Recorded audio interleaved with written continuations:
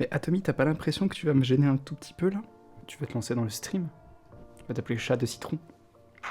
Salut tout le monde, c'est Noix de Citron et bienvenue dans cet épisode du Zest du 20 octobre 2024. On va voir pas mal de petites choses aujourd'hui, on va parler de SpaceX qui a réussi un truc de dingue d'un point de vue de technologie, mais vraiment de fou. On va parler un petit peu de Tesla, quelques changements sur le modèle Y, et on va parler du coup de l'informatique en général avec des petits changements au niveau processeur, RAM, carte mère, et un peu de cinéma. J'en profite également pour vous rappeler, parce que c'est super important, si le format vous plaît, si ma chaîne et mon contenu vous plaisent, n'hésitez pas à me le faire savoir et à le faire savoir à YouTube surtout avec soit un commentaire de soutien sous les vidéos qui vous intéressent, soit avec un petit like, soit un commentaire et un petit like et un petit partage. Bref, vous avez plein d'outils à votre disposition, ça m'aide énormément, ça aide aussi à faire savoir à la plateforme que mes vidéos ont de l'intérêt pour certains et ça peut m'aider à progresser. Mais sur ce, générique.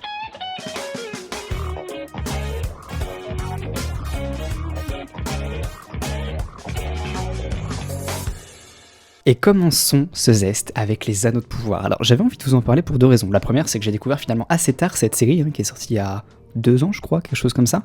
La saison 2 vient de se terminer. Je ne l'avais pas regardé avant parce que j'avais entendu pas mal de mauvais échos dessus, sur des trucs un peu woke, etc. Bref, enfin beaucoup de gens qui crachaient sur la série, sur le casting, sur plein de choses. Donc moi bêtement, j'avais écouté ce qu'on se disait sur internet.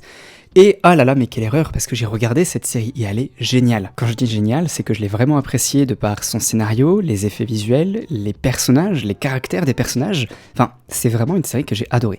Sauf que, comme toujours, quand il y a des gens qui adorent, il y a des gens qui détestent, et généralement cette minorité est un peu plus bruyante que la majorité silencieuse qui, elle, apprécie l'œuvre.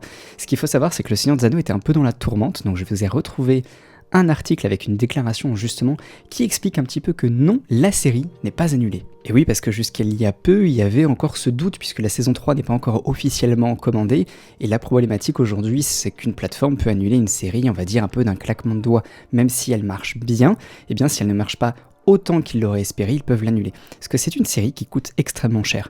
Dans l'article que je vous joins à la description de cette vidéo, il parle de 250 millions de dollars pour acquérir les droits de la franchise auprès de Tolkien Estate, ce qui est déjà quand même considérable, sachant que la saison 1 a eu un budget de 200 millions d'euros. Donc on était à près d'un demi-milliard de dollars de dépensés juste pour la saison 1. Donc forcément, mettre en production une saison 2, sachant qu'il y en a 5 qui sont à la base prévues pour cette série, effectivement ça va coûter de l'argent, donc on pourrait comprendre que si elle ne marche pas suffisamment, les investisseurs peuvent dire non, et la plateforme va dire non, on arrête. Mais là, non, c'est pas le cas. Là, quand on défile un petit peu, on a du coup des commentaires officiels, des annonces officielles dans des interviews ou autres, qui disent que effectivement, même s'il y a eu moins de vues, on a eu 55 millions quand même de personnes qui ont regardé la saison 2, c'est quand même considérable, eh bien, ce n'est pas prévu que ce soit annulé, qu'il y aura bien une saison 3, 4 et 5 pour le moment. Ils nous disent bien, on continuera la série tant qu'on voit les consommateurs l'adorer et la regarder, c'est un business, on a besoin que beaucoup de gens viennent, il y a beaucoup de gens, donc il n'y a pas de débat sur la continuation de la série. Alors, moi ça me fait kiffer de voir ces dernières phrases, parce qu'effectivement j'ai vraiment, comme je vous le disais, adoré cette série, ça me ferait mal qu'elle s'arrête, ou du moins qu'elle s'arrête aussi abruptement, parce que le potentiel est énorme, et alors c'est vrai que moi dans mon avantage, c'est que je l'ai un peu binge-watché, je crois comme disent les jeunes, je l'ai regardé à suivre, c'est-à-dire j'ai regardé toute la saison 1, à suivre, et ensuite j'ai regardé la saison 2 qui était déjà à moitié avancée, ce qui fait que j'ai vraiment passé 3 semaines imbriqué dans l'univers du Seigneur des Anneaux et j'ai adoré. Mais il y avait effectivement plus du double de spectateurs sur la saison 1. En revanche, ce qu'il ne faut pas oublier, c'est que c'est aussi une série vitrine pour la plateforme d'Amazon. Ce qui fait qu'il y a des gens qui vont peut-être s'abonner pour regarder les Anneaux de pouvoir, mais il y a aussi des gens qui vont rester abonnés à la plateforme parce qu'ils vont aussi découvrir d'autres séries qui étaient diffusées dessus. On peut parler par exemple de The Boys, qui est aussi une très très bonne série, très différente des Anneaux de pouvoir, mais on peut aussi parler de The Boys et de bien d'autres. Donc finalement, c'est très difficile de quantifier l'impact financier que va avoir une série à l'échelle d'une plateforme entière. Parce que même si 55 millions de spectateurs, c'est beaucoup moins que la saison 1, ça reste quand même des chiffres qui sont absolument colossaux et ça, il ne faut pas non plus l'oublier. Pour la suite, revenons terre à terre, même si on va continuer quand même de voyager. Est-ce que vous saviez que cette semaine, il y avait eu quelque chose d'extraordinaire qui avait eu lieu? SpaceX a lancé du coup la Starship, et a réussi un exploit, alors pas celui d'avoir réussi à lancer son vaisseau, mais celui d'avoir réussi à le faire retourner sur son pas de tir, du moins à avoir réussi à faire en sorte que le lanceur revienne sur le pas de tir. Et ça, c'est une prouesse technologique absolument extraordinaire, parce que jusqu'à présent, du moins sur les décennies passées, eh bien les fusées étaient un usage unique. Ensuite, elles retournaient dans l'atmosphère, elles étaient un peu détruites, et puis quand elles atterrissaient, c'était des bouts de métal carbonisés, etc. Avec SpaceX, c'était un petit peu différent. Les fusées, du moins les lanceurs, revenaient du moins en mer sur un vaisseau, parfois en terre, mais pouvaient être réutilisés. Et là, regardez-moi la beauté technologique à l'écran. Le lanceur revient sur le pas de tir. Je ne sais pas si vous vous rendez compte de toute la technologie qu'il a fallu développer pour en arriver à cet instant et à faire en sorte que ce lanceur revienne sur cette base. C'est incroyable, vraiment d'un point de vue technologique, c'est absolument incroyable. Et si ça vous intéresse, sur le compte Twitter, donc X de SpaceX, il y a énormément de photos et de vidéos qui sont publiées qui font vraiment rêver. On voit beaucoup de choses, on voit des caméras embarquées, on voit du coup aussi différentes visions, différents angles de caméra à différents moments, et ça c'est quelque chose que j'aimerais vraiment voir un jour de mes yeux, parce que c'est absolument incroyable, surtout moi qui ai une formation de photographe et qui adore la photo, photographier un lancement un jour de ce genre, mais je trouverais ça absolument incroyable. Et là on voit bien l'image qui est découpée en 3 parties, le lanceur qui se remet droit, qui se prépare et qui revient. Vraiment, c'est extraordinaire. Donc je vous invite fortement à aller regarder un petit peu le compte de SpaceX, à aller regarder le site officiel, à aller regarder des articles de presse ou même des témoignages d'astronautes ou autres qui ont déjà travaillé avec SpaceX. C'est génial, il y a des photos, mais ça fait rêver. N'hésitez pas, faites un tour, vous allez voyager. Ensuite, j'avais envie de vous parler d'MSI. Donc là, on va quitter les étoiles, on va quitter le fantastique et on va revenir vraiment dans nos PC. MSI a profité du lancement d'un nouveau water cooling IO, le MAG Core Liquid i360, qui d'ailleurs est plutôt intéressant parce qu'il a un design, regardez-moi juste là, je trouve ça plutôt sympa. Miroir infini à 2 faces, ça change un petit peu et en fait, ce qui est intéressant avec ce water cooling là, c'est qu'ils en ont profité pour donner quelques petits détails techniques pour une optimisation. Parce que oui, comme vous le savez sûrement, parce que j'en ai déjà parlé dans d'autres épisodes du Zest, c'est très pénible. Assez régulièrement, tous les 2-3 ans environ, on va avoir des changements de socket, ce qui fait que si vous voulez changer votre processeur, il faudra aussi changer votre carte mère. Et ça m'embête, parce que du coup, ça vous fait encore une fois changer une carte mère qui fonctionnait très bien, juste pour mettre à niveau votre processeur, et c'est un peu dommage. Surtout que si vous avez une carte mère avec de la DDR4 et que vous passez sur une nouvelle génération de processeurs, que ce soit Intel ou AMD, eh bien ça sera de la DDR5, et donc vous devrez aussi changer vos barrettes de RAM qui fonctionnaient très bien, ce qui est pénible. Sauf que, et là c'est intéressant, c'est le but de cette news, MSI a remarqué qu'il y avait quelques petites subtilités avec le nouveau socket Intel 1851, où il pouvait y avoir un très léger décalage. Alors c'est vraiment en millimètres que ça se situe. Entre le i9 14900K par exemple, on va avoir un point de chauffe qui sera plutôt central à ce niveau-là, sauf que sur les processeurs ultra neufs qui arrivent fin octobre 2024, vous le voyez, il est très légèrement décalé. Ce qui fait que MSI a travaillé là-dessus et d'ailleurs fournira gratuitement le kit de mise à niveau si nécessaire. Le fait d'avoir décalé la conception interne de ce water cooling, du moins du bloc du water cooling, permet de gagner jusqu'à 3%. Alors 3% ça peut paraître peu, mais on est sur des processeurs qui chauffent quand même beaucoup, du moins pour les ultra neufs, les Core i9, donc 3% ça fait toujours quelques degrés de gagner, surtout gratuitement.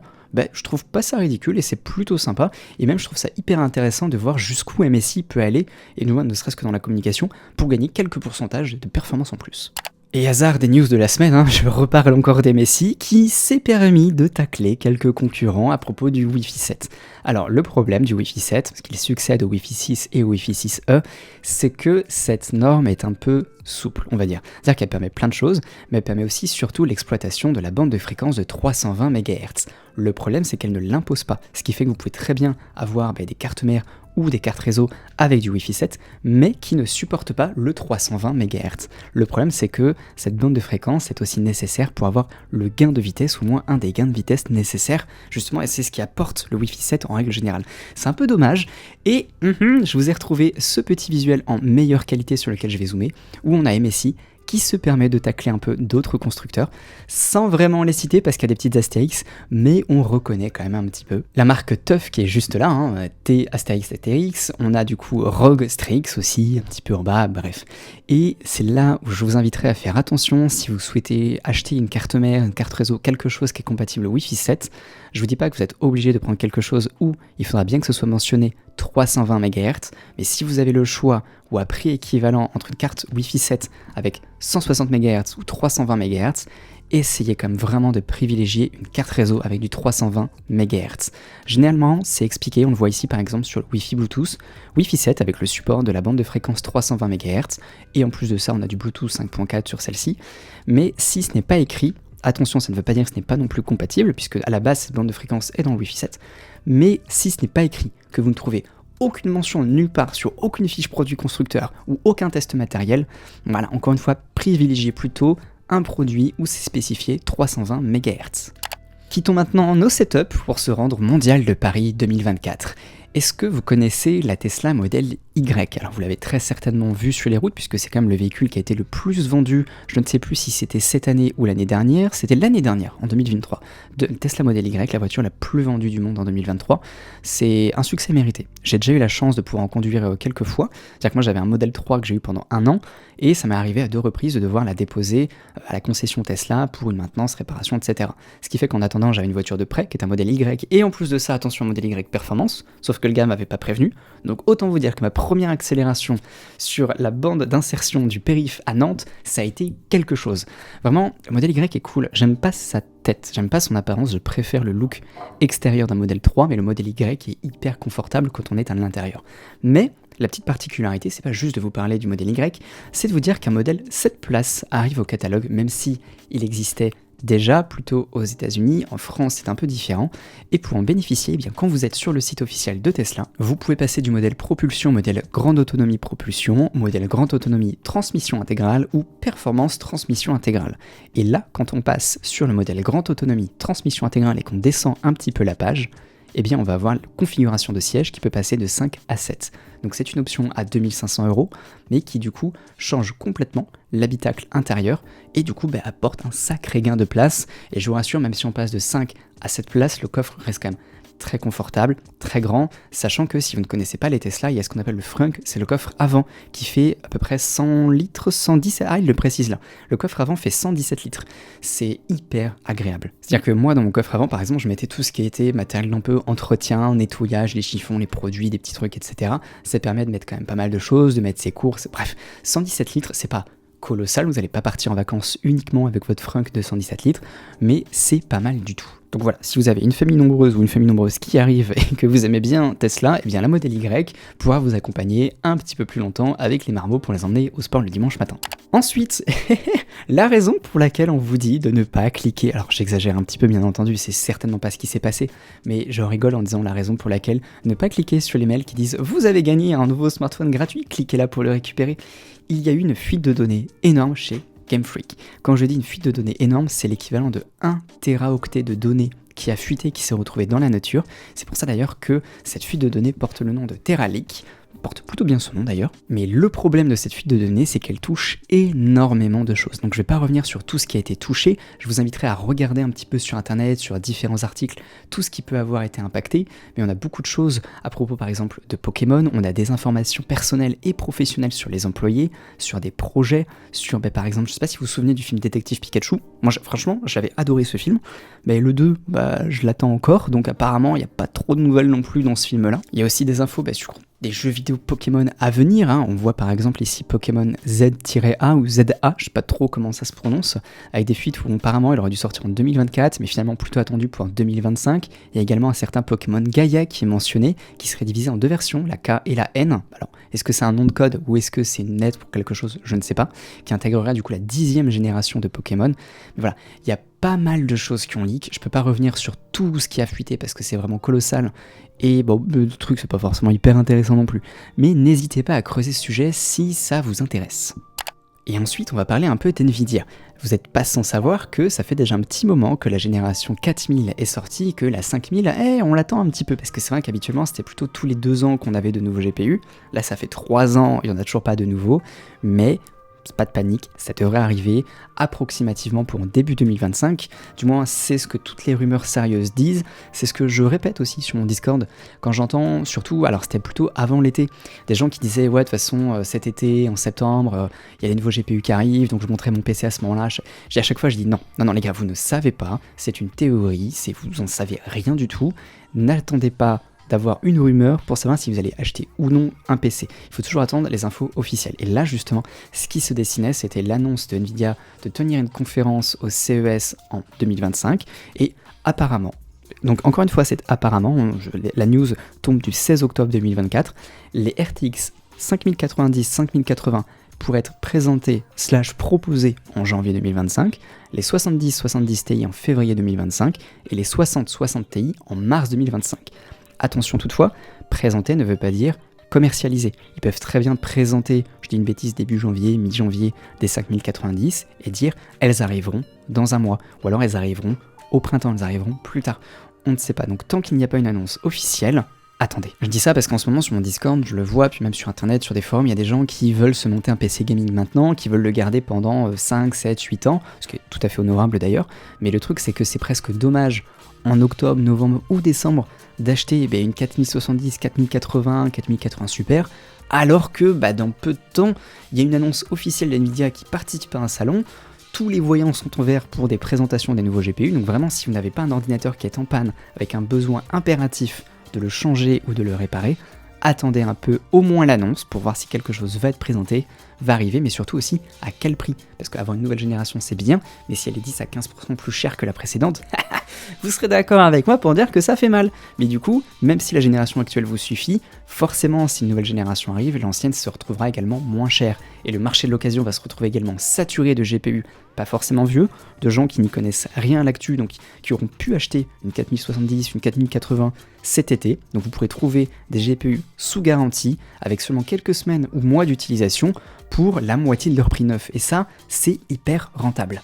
À côté de ça, justement, on parlait de se monter un PC pour les années à venir, et bien il faut savoir que la nouvelle génération de Ryzen, donc les Ryzen 9000, supporte la DDR5 6400 MHz nativement, et ça c'est intéressant. Alors quand je dis nativement, on va dire que c'est plutôt de manière optimale, parce que jusqu'à présent, on était plutôt sur de la DDR5 6000 MHz pour les processeurs AMD, bien maintenant c'est pas 6000, c'est 6400 MHz.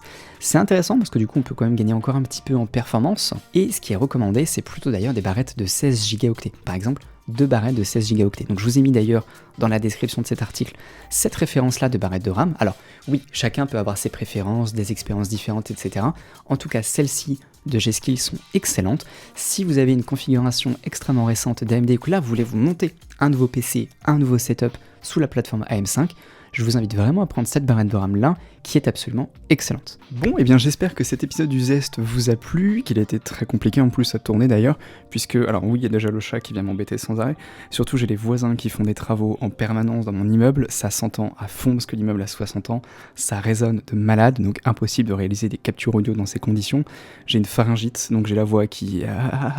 j'ai un peu de mal à parler plus que d'habitude. Donc voilà, en tout cas j'espère que cet épisode vous a plu. Encore une fois, si ce format vous plaît, n'hésitez pas à me le faire savoir dans l'espace commentaire. N'hésitez pas à le faire savoir sous mes autres vidéos de ma chaîne. N'hésitez pas à aller faire un tour. Et sur ce, moi je vous dis à très bientôt pour une prochaine vidéo. Salut tout le monde.